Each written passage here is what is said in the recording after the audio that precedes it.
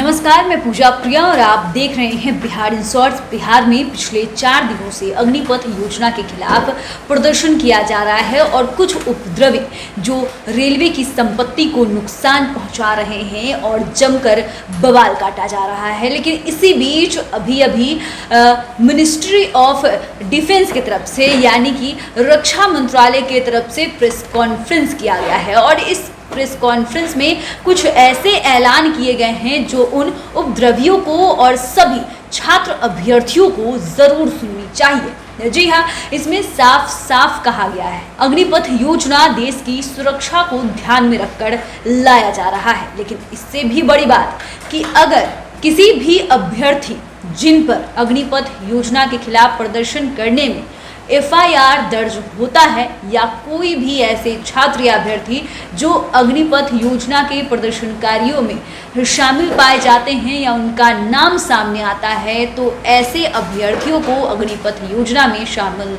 नहीं किया जाएगा, यानी कि उनका नाम हटा दिया जाएगा। उन्हें अग्निपथ योजना में जाने का मौका ही नहीं दिया जाएगा।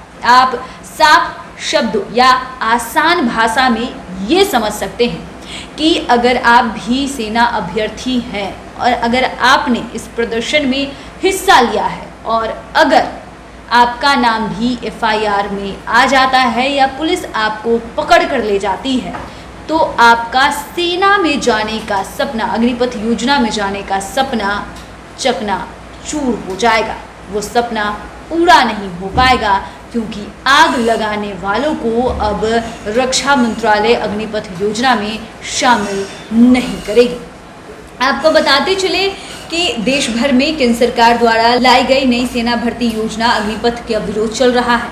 आपको ये भी बता दें कि अग्निपथ योजना पर सैन्य मामलों के विभाग के अतिरिक्त सचिव लेफ्टिनेंट जनरल अनिल पुरी ने कहा कि सेना में ये सुधार लंबे समय से लंबित था।